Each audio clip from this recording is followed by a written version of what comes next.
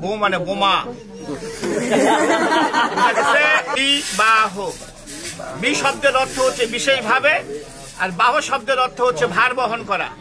তার মানে বিবাহ শব্দের অর্থ হচ্ছে বিশেষভাবে ভার বহন করা। এ ভার শরীরের ভার নয়, এ ভার সংসারের ভার, এ ভার ধর্মের ভার। আজ থেকে সে তোমার সহধর্মিনী। সহধর্মিনী কাহাকে বলে? যে স্ত্রী তার স্বামীকে ধর্মের পথে নিয়ে আসে সে হয় সহধর্মিনী। সহধর্মী তোমার ক্ষেত্রে যে স্বামী তার স্ত্রীকে ধর্মের পথে নিয়ে যাবে সে হবে সহধর্মিনী। তাছাড়া হয়ে যাবে বউ, বউ মানে বোমা। সুতরাং সহধর্মিনী যেভাবে হয় সে কাজটা করতে হবে। আজকে আমরা এখানে আত্মীয় স্বজন বন্ধু বান্ধব সকলকে নিয়ে উপস্থিত হচ্ছি এই শুভ বিবাহ করার জন্য। বিবাহের মাধ্যমে পুরুষ লাভ করে পিতৃত্ব, নারী লাভ করে মাতৃত্ব। এই পিতৃত্ব এবং মাতৃত্বের মাধ্যমে গড়ে উঠে তাদের একটা সুখের সংসার। পিতামাতা, ভাই বোন, আত্মীয় স্বজন, বন্ধু বান্ধব সকলকে নিয়ে একসাথে থাকার তারা সংকল্প করে এই বিবাহের মাধ্যমে। মানুষের জন্ম থেকে মৃত্যু পর্যন্ত 10টি মাঙ্গলিক কর্ম আছে, তার মধ্যে বিবাহ হচ্ছে সর্বশ্রেষ্ঠ। এই বিবাহ এখন সবসময় যারা বিবাহ করছেন তারা জানে স্ত্রী সবসময় স্বামীর বাম দিকে থাকবে। এখনো কিন্তু বাম দিকে যায় নাই, আছে কোন দিকে? ডান দিকে। তুমি পারতিপক্ষে চেষ্টা করবা সবসময় একে বাম দিকে রাখার, চলাফেরা করার জন্য। এটা ব্রাহ্মণ হিসাবে আমার উপদেশ। কেন?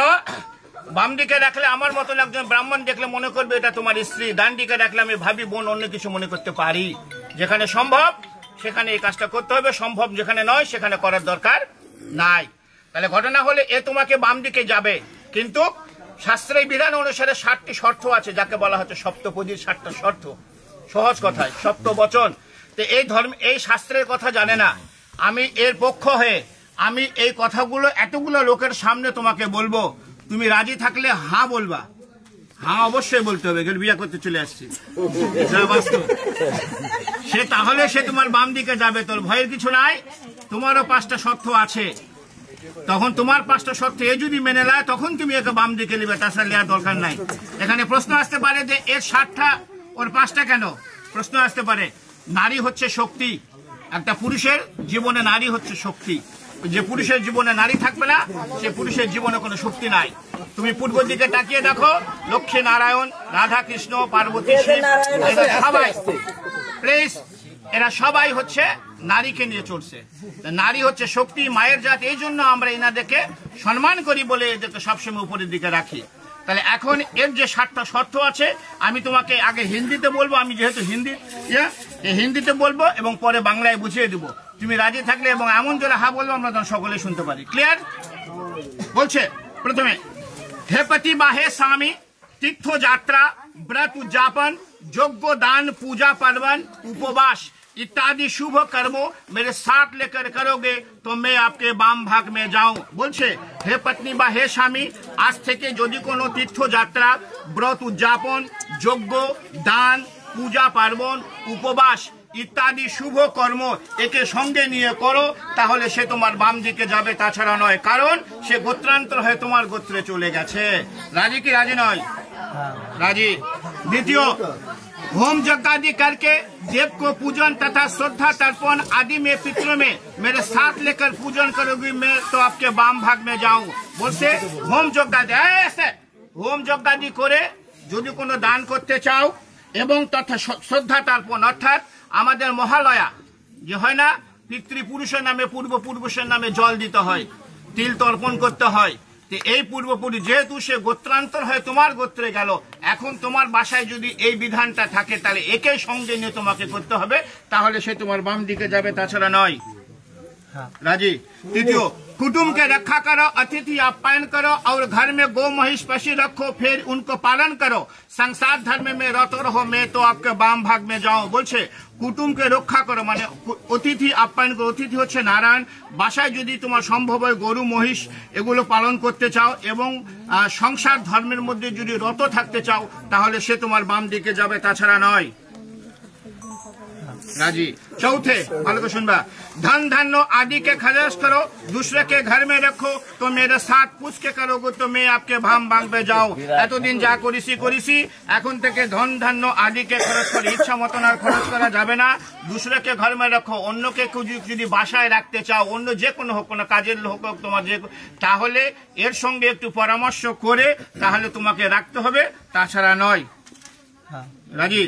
पांचवे, मंदिर बगीचा घर तालाब इत्यादि बनाओ, बना के तथा उसके रक्षा करो तो मैं आपके बांग भाग में जाओ। भगवान যদি তোমার সময় কি কৃপা করে তুমি মন্দির বানাও, বাগিচা বানাও, ঘর বানাও এবং বানানে শুরু হবে না, ওদেরকে রক্ষা করো, তাহলে সে তোমার এগুলো পরামর্শগুলো তার সঙ্গে একটু করতে হবে, কারণ সে হয়ে যাবে সহধর্মিনী।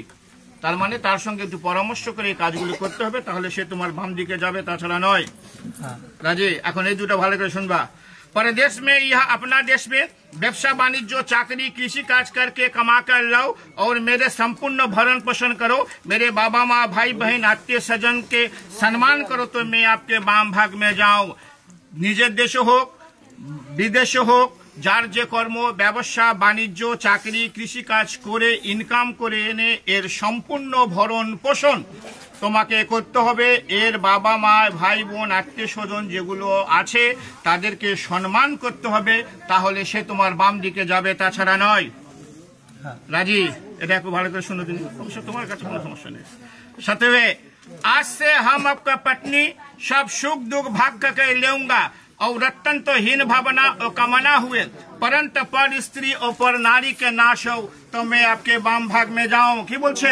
আজ থেকে আমি তোমার পত্নী, আমরা একে অপরের সুখ দুঃখ ভাগ করে নিব, অত্যন্ত হীন ভাবনা ও কামনা হয়ে, परंतु पर स्त्री অন্য কোন স্ত্রী পর নারীকে নাশ হও, অর্থাৎ একে আজ থেকে যে চোখে দেখা যাবে এই চোখটা আর অন্য কোন নারীর প্রতি দেওয়া যাবে না, তাহলে সে তোমার বাম দিকে যাবে, তাছাড়া নয়।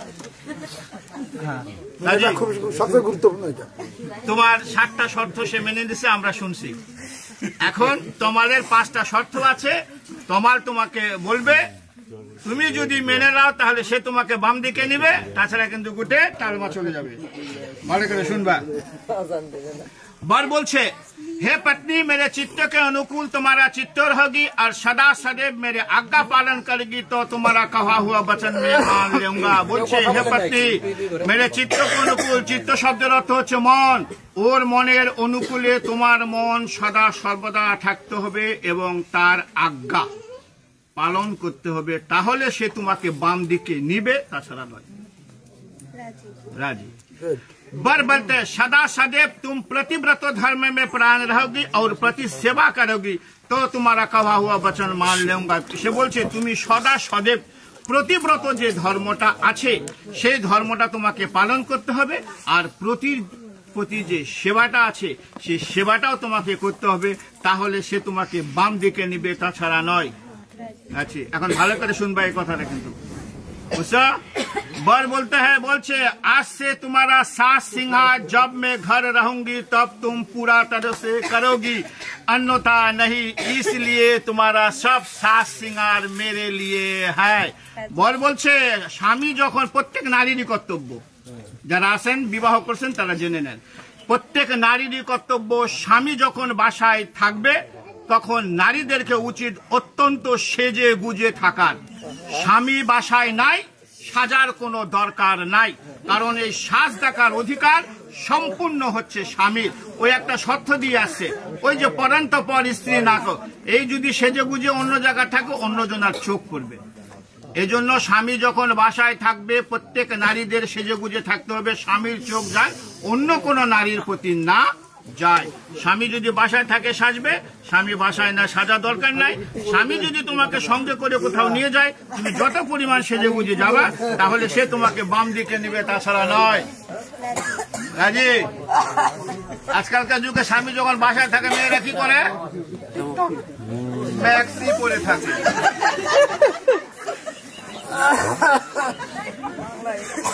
4 नंबर और बोलছে, मेरे घर में मेरे बाबा माँ, सुनते को सुनबा, मेरे घर में मेरे बाबा माँ भाई बहन भाभी जी है, उसके सच आज्ञा पालन में तत्परायण रहोगी और मेरा बाबा माँ के सेवा करेगी तो तुम्हारा कहा हुआ वचन मान लूंगा।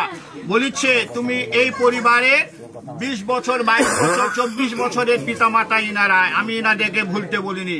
এই পিতামাতাকে যেভাবে ভালোবাসছো এর চেয়ে দ্বিগুণ ভালোবাসা দিয়ে ওর যে পিতা মাতা ভাই বোন ভাবি আছে ওদেরকে ভালোবাসতে হবে, ওদের সৎআজ্ঞা অর্থাৎ সত্য উপদেশ পালন করতে হবে এবং মেরা বাবা মা ওর যে বাবা মা আছে তাদেরকে সেবা করতে হবে, তাহলে সে তোমাকে বাম দিকে নিবে, তাছাড়া নয়। রাজি। সর্বশেষ बोलते मेरे घर में जो देवता पितर है उसके सवेरे नहाकर पूजन मार्जन तुमको करना पड़ेगी और मेरे संसार रखा करोगी, मान सम्मान देकर रहोगी तो तुम्हारा कहा हुआ वचन मान लूंगा।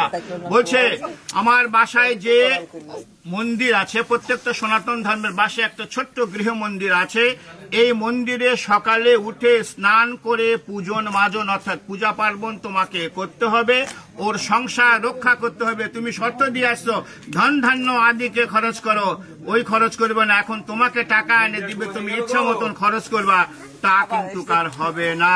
ওর সংসার রক্ষা করতে হবে, ওর মান সম্মান দিয়ে রক্ষা করতে, ওই যে শর্ত আগে দিয়ে আসছে মান সম্মান দিয়ে থাকতে হবে। তুমি সেজে গুজে আসো, আমি যাই বললাম যে তোমার বউকে তোমার দেখলাম খুব সাজে গুজে আসে, মান সম্মানের একটা হানি হবে। অর্থাৎ মান সম্মান রেখে রहोगी तो तुम्हारा कहा हुआ वचन में मान लूंगा।